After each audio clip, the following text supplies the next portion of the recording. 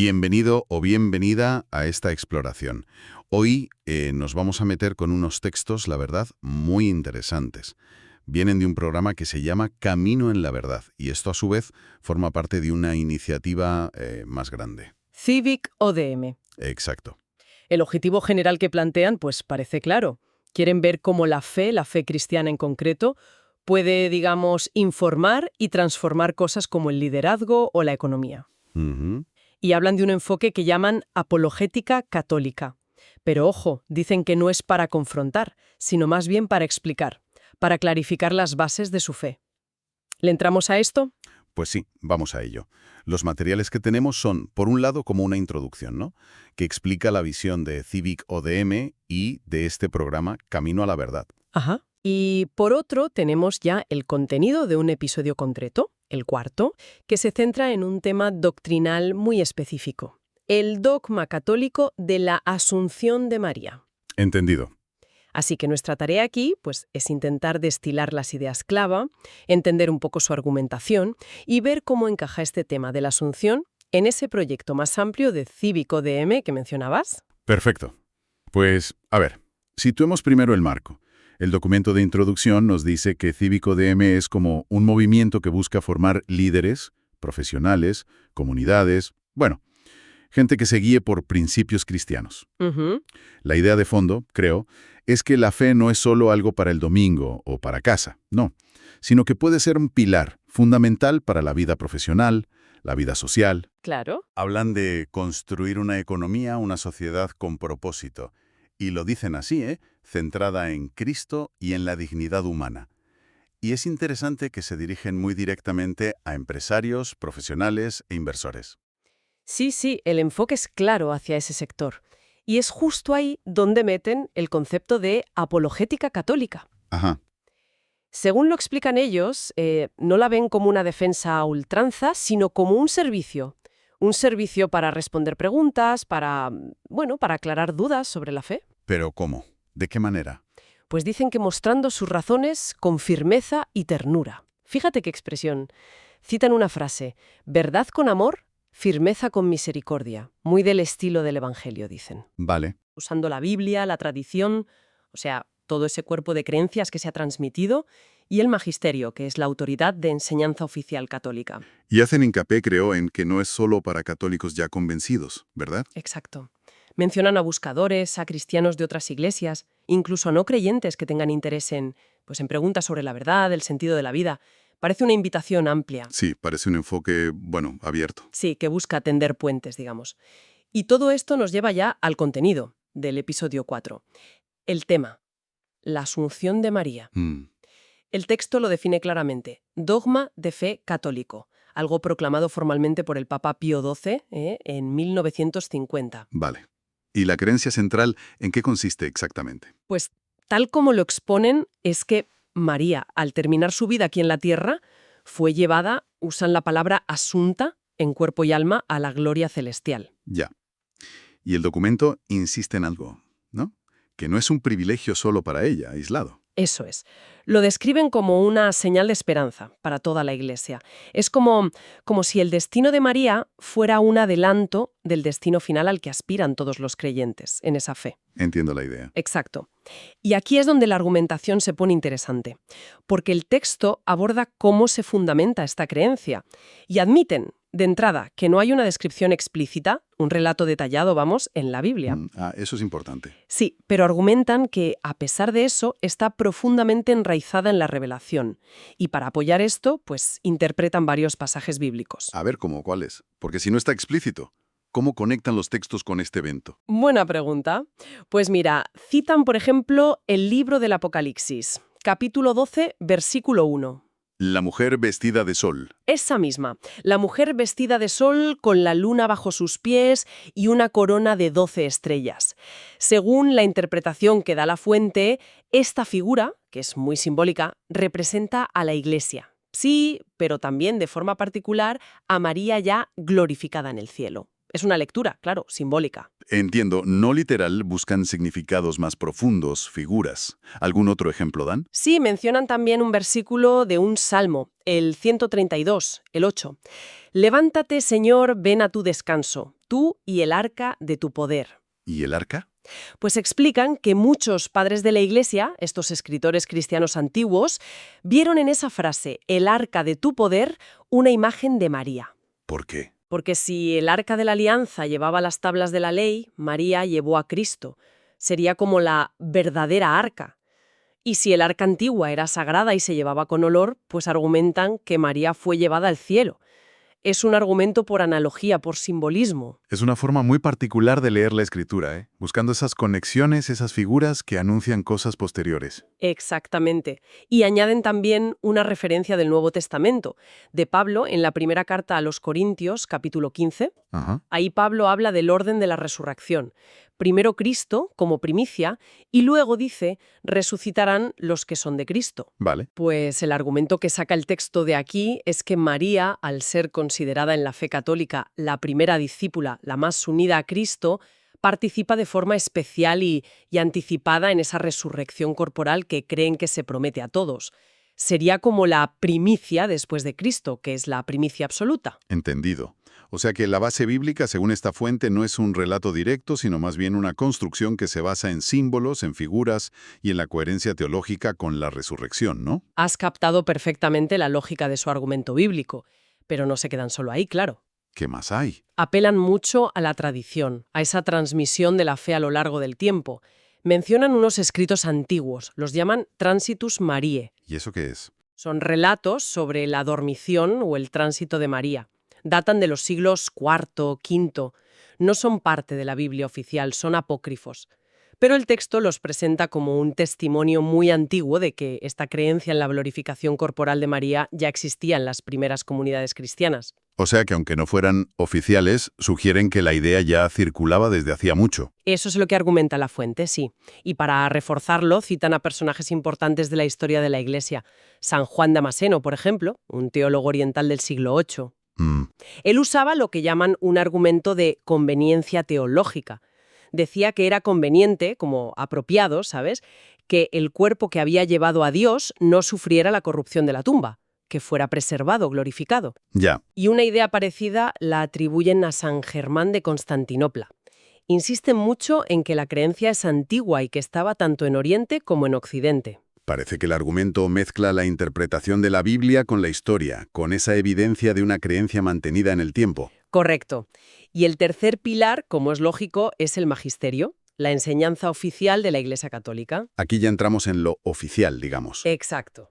La referencia clave es la Constitución Munificentissimus Deus, del Papa Pío XII en 1950. Este es el documento donde se define la Asunción como dogma. La proclamación formal que dijimos al principio. Justo esa. El texto cita la fórmula que usó Pío XII.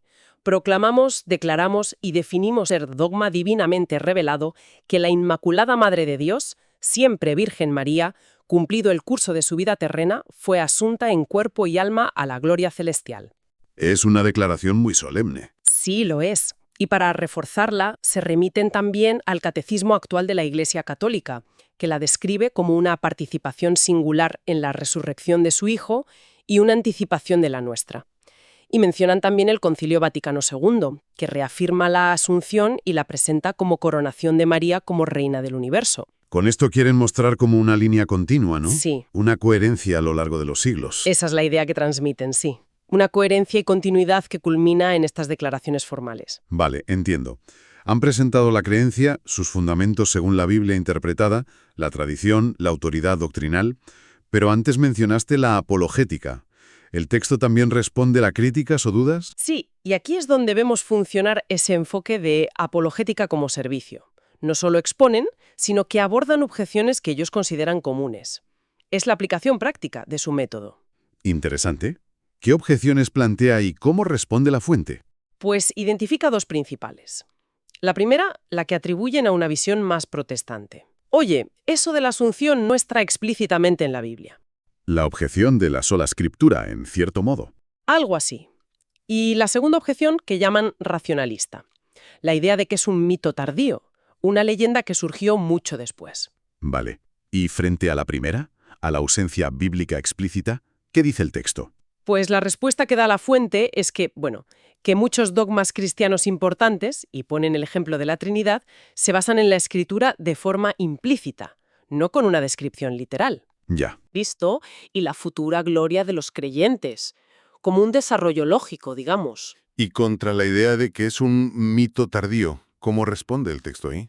Pues ahí se apoya en lo que ya comentamos de la tradición. Insisten en que la creencia en la glorificación corporal de María está atestiguada desde siglos muy tempranos, con fuentes, liturgias.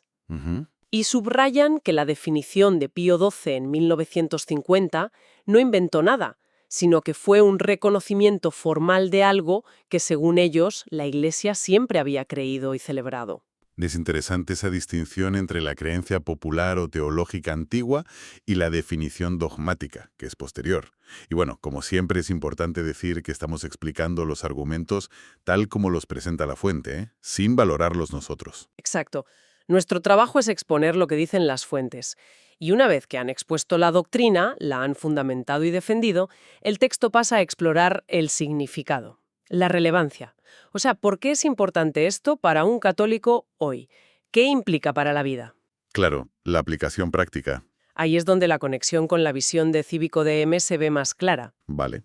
Hemos visto la doctrina, la defensa, pero ¿qué sentido práctico le dan? ¿Cómo aterriza esta idea en la vida diaria? ¿Qué era lo que buscaba a Cívico DM? Pues el texto habla de varias dimensiones. Primero, dicen que la asunción es como una afirmación muy fuerte sobre el destino último del ser humano, incluyendo el cuerpo. Ajá. La idea es que el cuerpo no está destinado a la corrupción final, sino a la gloria, a compartir el destino de Cristo resucitado.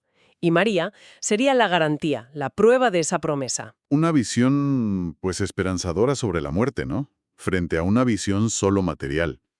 Sin duda. Segundo, lo que ya apuntamos. María, como primicia de la humanidad redimida después de Cristo, lo que pasó con ella, ser llevada al cielo en cuerpo y alma, se interpreta como una promesa visible, una señal de esperanza para los demás creyentes. Es como decir, mirad, este es el futuro que os espera si seguís a Cristo. Un horizonte, sí. Un horizonte. Y la tercera dimensión es interesante porque parece responder a una posible crítica. ¿A cuál te refieres? A la idea de que la esperanza en el cielo sea una forma de escapismo, de despreciar la vida terrenal. El texto dice justo lo contrario. Ah, vale. Argumenta que la vida terrenal tiene valor precisamente porque es el camino hacia esa plenitud futura. La esperanza en el cielo, según esto, no anula el compromiso aquí, sino que le da fundamento, lo orienta. Y aquí es donde el texto se vuelve muy, muy concreto, ¿verdad? Intentando conectar esto con lo de formar líderes profesionales. Efectivamente. Pone ejemplos muy claros. Para un empresario, un directivo, un líder. La fuente sugiere que pensar en la asunción es un recordatorio de que la riqueza, el poder, el éxito aquí son pasajeros.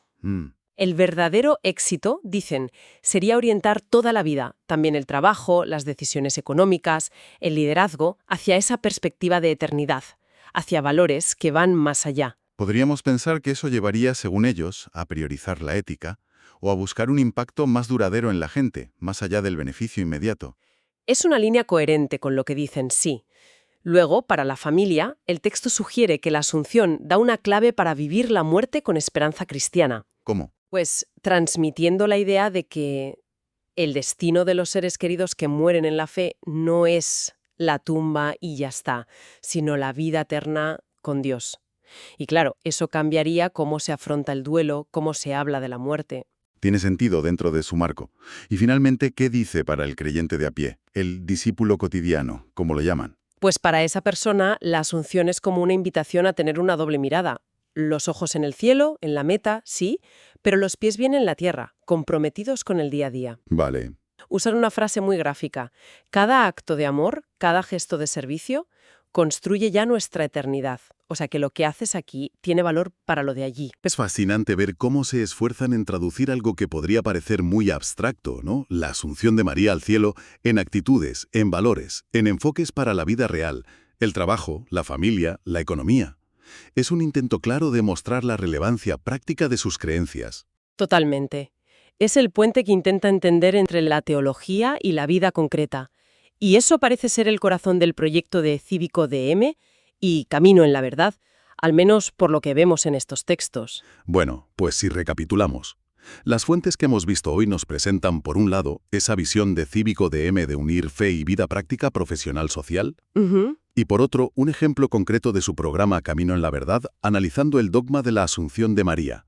Y este dogma no lo presentan solo como algo sobre María, sino como un símbolo potente dentro de su fe. Exacto. Un signo de esperanza, un adelanto del destino que creen prometido a todos los fieles. La vida eterna completa, cuerpo y alma, con Cristo. La conclusión de la fuente es clara. El destino final no es la tumba, sino la vida eterna. Y para terminar, el propio material nos deja una imagen final, casi para la contemplación, que resume bien el mensaje que quieren dar. Cito tal cual como acaba la fuente. Cuando mires al cielo estrellado en una noche clara, piensa que allí, en esa inmensidad, ya está una de los nuestros, María, gloriosa en cuerpo y alma. Donde ella, la primera discípula, ha llegado por gracia, nosotros, sus hermanos y hermanas en la fe, estamos llamados a llegar. Vive con esa esperanza que ensancha el corazón, trabaja con fe sabiendo que tus esfuerzos tienen un valor eterno y camina cada día con los ojos puestos en la meta celestial. Una reflexión final que, desde luego, invita a pensar sobre la perspectiva de la vida, el propósito, la trascendencia, tal como lo plantea esta fuente que hemos analizado hoy. Sí. Y nos deja quizá una pregunta para seguir dándole vueltas. Viendo esta conexión que hace la fuente entre un dogma mariano muy específico y la ética en el liderazgo o la economía, ¿hasta qué punto pueden o deben las convicciones teológicas, incluso las más abstractas, influir en lo más práctico de la vida profesional y económica hoy en día? Ahí queda la pregunta.